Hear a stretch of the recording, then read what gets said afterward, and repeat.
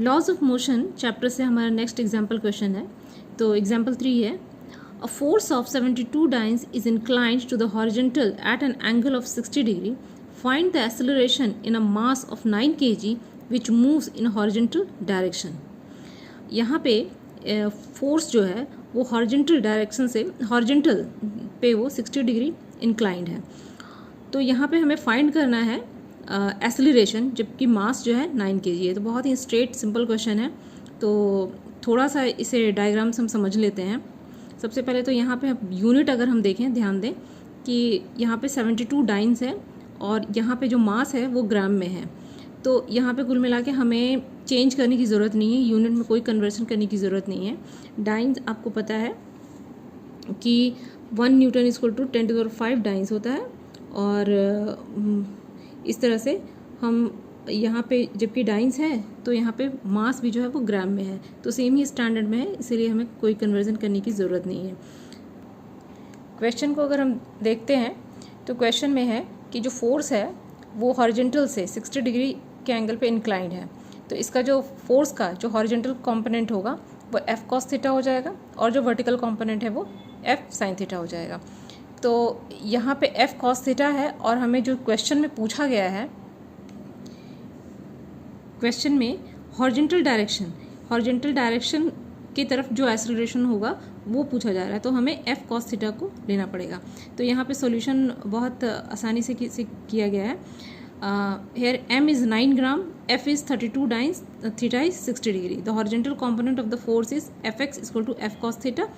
तो F जो है वो 72 multiplied by cos theta 60 degree, 72 multiplied by cos 60.5 means 1/2, तो ये हो जाएगा 36 डाइन। अब एक्सेलरेशन के लिए A equal to Fx by m, तो 36/9 equal to 4 centimetre per centimetre square. तो एक्सेलरेशन ये निकल के आ जाता है इन हॉरिजॉन्टल डायरेक्शन।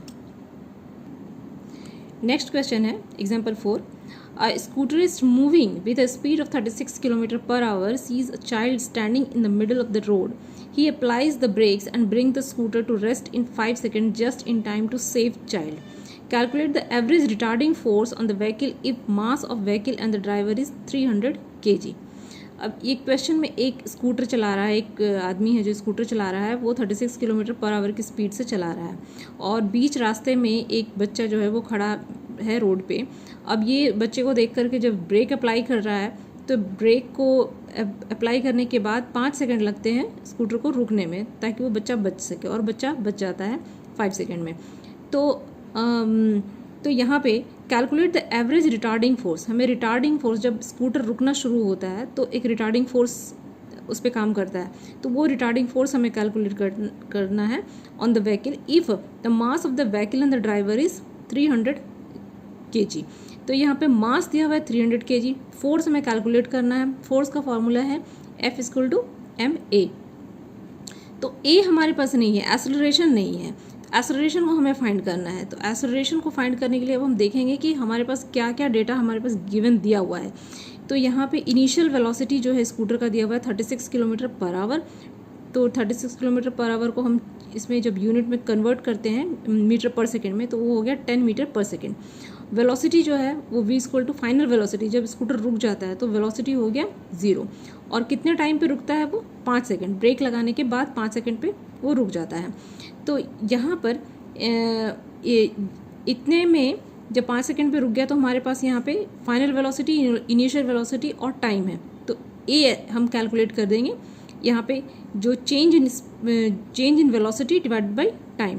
तो यहाँ पे फाइनल वेलोसिटी 0 - 10/5, यहाँ पे -2 मीटर पर सेकेंड स्क्वायर आ जाएगा। -2 क्योंकि वो जो एक रिटार्डिंग फोर्स है, रिटार्डिंग ये एक्सेलरेट नहीं करके उसको डीएक्सेलरेट कर रहा है, इसलिए नेगेटिव साइन। तो रिटार्डेशन जब यहाँ पे हो जाएगा 2 मीटर पर सेकेंड स्क्वायर, तो 2 मीटर पर सेकेंड स्क्वायर हो गया। अब एवरेज रिटार्डिंग फोर्स हमारे पास, रिटार्डेशन या एक्सेलरेशन जब भी होता है तो मास के साथ मल्टीप्लाई कर देंगे तो वो निकल जाएगा हमारा एवरेज फोर्स। तो average retarding force is mass into retardation, that is 300 multiplied by 2, that is 600 Newton. तो इस तरह से जो रिटार्डिंग फोर्स हम कैलकुलेट कर सकते हैं यहाँ पे, तो वो निकल के आ रहा है 600 न्यूटन। अभी के लिए इतना ही, थैंक यू।